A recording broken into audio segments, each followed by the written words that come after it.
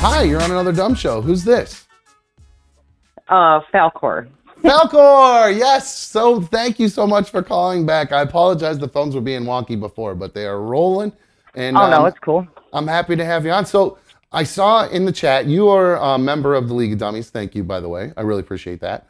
And I saw that on your way home from work, you said that you had a great day, I believe is what I saw. And then something something really gross and morbid happened on your way home from work. Yeah. What happened? Paint the picture for me. So So I'm a dog groomer. We're usually there later on Fridays, right? Okay. Magically got off early today. I was like, awesome. I'm going to stop at Walmart, pick up my kids' school order that I had made. Okay. And so I stopped, and for some reason, I decided that I was going to park on the side. After I was picking it up to do something on my phone. Okay. Oh, so you pulled off after so you go in the store, you get your stuff, and then you pull, you're pulling away and you go, oh crap, I need to stop and do something on my phone real quick. So you stop driving. Which is weird because I normally don't stop driving to play with my phone, as horrible as that is. Fair enough. At least you're honest. All right. But you did this time. Yeah.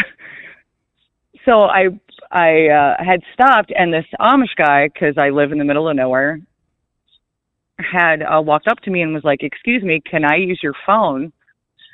I'm pretty sure that guy in the Amish buggy over there is dead. Oh.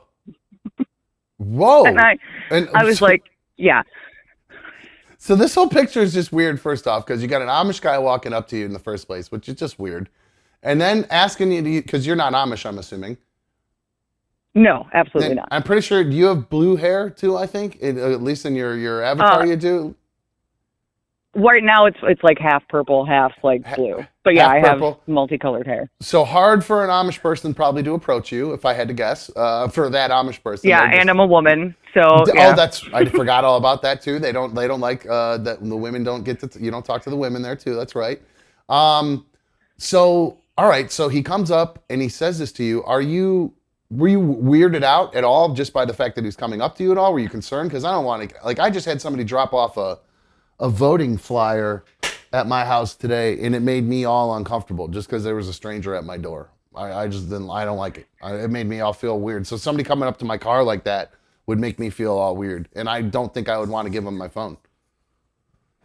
Well, he had his daughter with him too, so that probably made it a little less menacing. All right, I'll take your word for it. Yeah, so then I was like, absolutely. I dial 911 and hand him my phone. So I get out of the car and I hear him tell dispatch, I'm pretty sure I tried to shake him and he didn't wake up. Ugh. So I had asked, I was like, do you want me to check? And the Amish guy was like, absolutely. Oh. So I walk over to the buggy, and I didn't even have to get that close before it was very obvious that this man was dead. You could smell it? No, you couldn't smell it, but his hands were already turning blue. His arms were blue and splotchy. And when I did check, just in case, and he was ice cold and stiff. So what did you do? The neck? Do the thing they do on the TV, the hand or the neck, or did you do the wrist one? I did the wrist. The wrist. Okay, cool. Just because I was on the opposite side of the buggy, so his wrist was closer. Mm-hmm. Was there a horse attached to this thing, or is it just off to the side? Here's where I start to get angry. The horse was unattached. So at this particular Walmart, there's a really long metal pole that you can hook up your horses to. Okay. Or they have a barn kind of open shed situation where you can pull in and hook your horses up to so they have shade and stuff. Wow. Okay. Jesus Christ. You do. And that is directly middle of nowhere behind the pole. Yes. Yeah. I'm in near Middlefield, and that's where this was. Okay. So every single Amish person that parked in that shed had to walk by this man in his buggy. Oh, to so get you're into the saying store but all these people just walked past this dead guy and didn't even bother to for hours. lift. Well, you got to remember they don't have phones, so maybe they're just waiting Yeah, well, for. some of them do. A lot of them Oh, do. And I could understand if you, like, it, okay, how to say this, because to the hitching post anymore, it was like the guy was getting ready to leave, hmm but they're really trained so they don't really walk off. I'm So if surprised. he didn't feel the tug on the reins, he wasn't going to go anywhere. So it's essentially would be like I walk in the store and I see somebody with their car door open, their leg hanging out, And you just keep quiet. their head leaning up against The steering wheel. like the seatbelt, and then the car running, and people just walking by without at least being like, "Hey, are you okay?" Well, Maybe I this mean, dude's You ever asleep, seen but somebody nodded out in a car and walk by him? I've seen that all the time at Walmart. well, that's why yeah, in but most of Rochester. the time, you know what I mean. You're at least gonna like, "Hey, bro, are you cool?" And when you see someone move, Yeah. or you're Yeah. gonna go into the store if you don't want to touch somebody and be like, "Hey, there's someone like knotted out in your parking lot. You might want to go check or call 911." I'm gonna You be know what I honest with mean? you. I'm having a hard time focusing because I'm still stuck on the fact that you just handed your phone to the guy that just touched the dead guy, and then you touched the dead guy, and now you're touching your phone again with with the dead guy all over you. And now you're getting the dead guy all over your phone. That's where my brain You is. know, That's I how. didn't even, I'm I not didn't even think thinking about my like that, phone man. until you just said something. Oh my God, that's all I've been thinking about since you said that. I let him. You said he touched he goes, I just got done. I shook him, and then he asked to use your phone.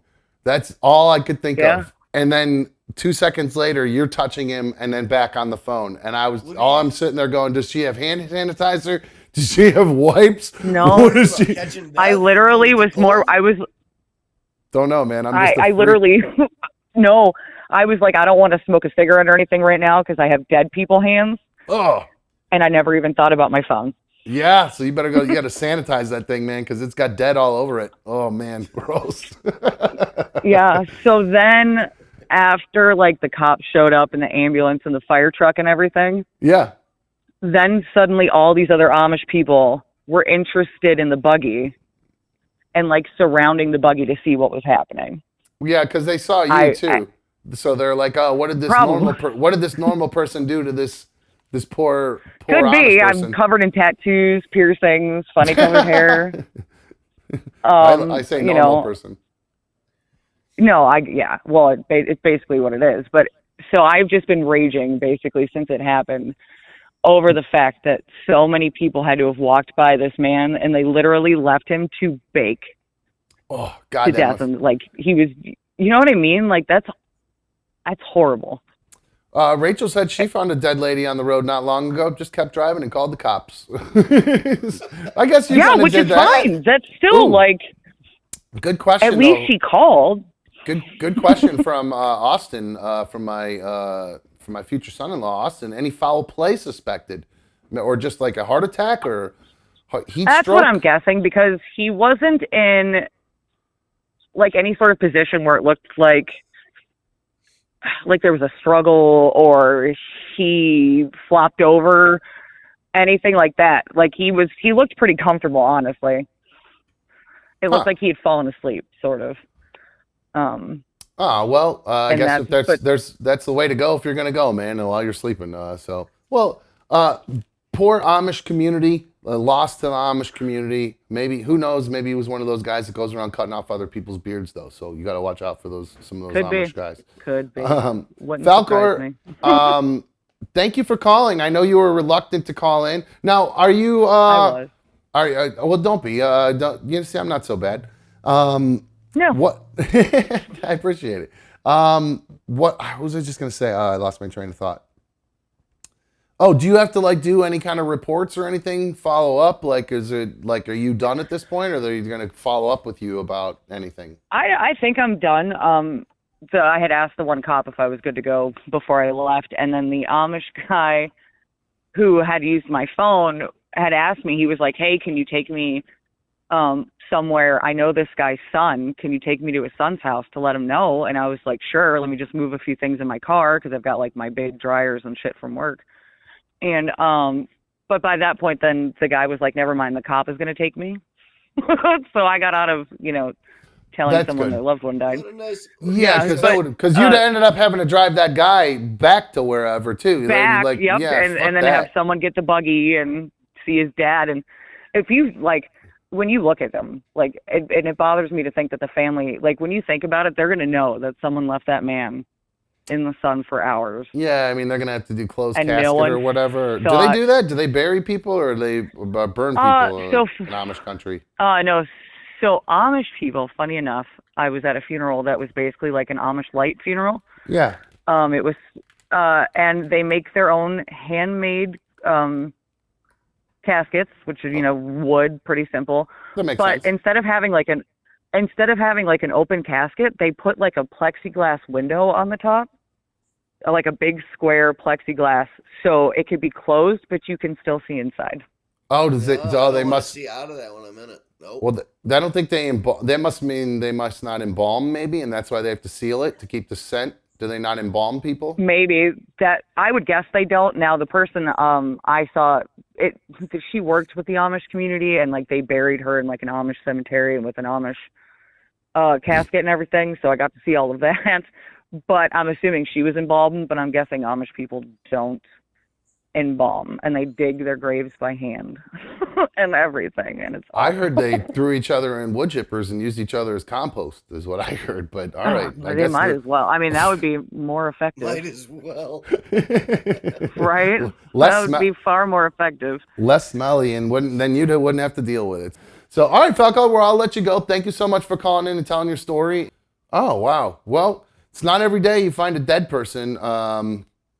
I've been waiting to find a dead person my whole life. I saw the movie Stand By Me when I was a little kid, and that movie always freaked me out.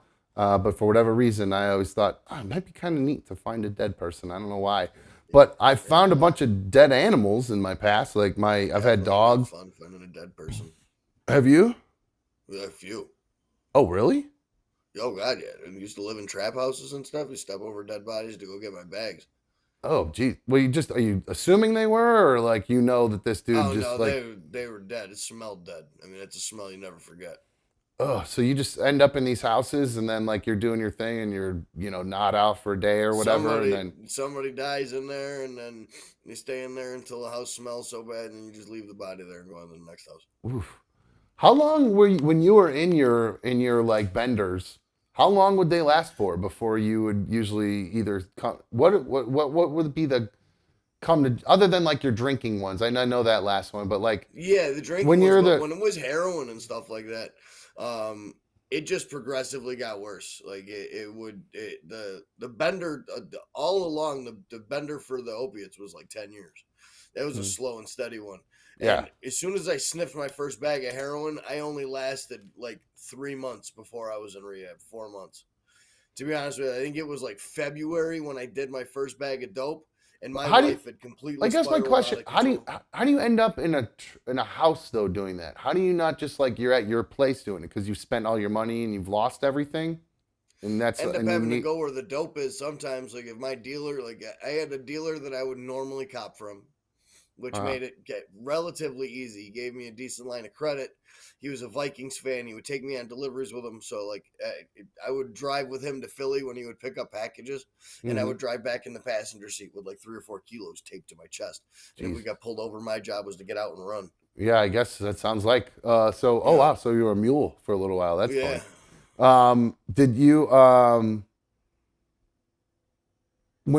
guess though when you go to these houses, are you so like you can't wait to do it, so you just do it at these places, or that's how do you end up in those houses? Usually I'm hurting, and I'm going in there to grab a bag or something like that, or a 2-piece, or you know what I'm saying? Because at that point in my life, I was speedballing, I was sniffing heroin and smoking crack at the same time, and I couldn't do one without the other. But I would get sick from not having the fentanyl, and if my dealer wasn't available, like he would tell me, "Yeah, I'm out till tomorrow. You're on your own." And as soon as that happens, like your body instantly goes into like premeditated withdrawals. Like you automatically, I start yawning, my nose starts running, all the Yeah. little physical precursors happen, and that's when it sends you into a panic. That's when you end up like just going down the street in the middle of the night, being like, "Who's got samples? Who's got samples?" Or what house is hot right now? And then you pull over and you just go into the house, and there's somebody sitting up there just serving out baggies. But my question is, why do you stay in that house then? Because you're I hurting would so stay bad. in there. I would stay in there for like 5-10 minutes to do the bag to make sure it wasn't like fake or spunk or you know what I'm saying. Gotcha. And then Make you'd sure I realize. was actually about to get high. And then as you're doing that, you realize there's a dead guy on the ground that you're stepping over after you've just gotten your fix or whatever. Yep. Oof, Just wow. like that, coming to and nothing like coming back to normal and realizing where you're at and where these drugs have taken you. Yeah, that's pretty crazy. I'm happy I never. I mean, I closest I came to that was I smoked the rock the one time, and like we went to this like project neighborhood to get it, and I was like, this is not for me. I'm not about this life. I can go home and just go to bed. This is not that. This is fun. I did not like going to. I was a very suburban drug user. I liked my dealer to drive out to me. I liked to meet him alone. Like for the most of the time, I had one dealer for the majority of the time. But obviously, Yeah. That changes. He's not on call 24/7. Yeah. Oof. That's crazy.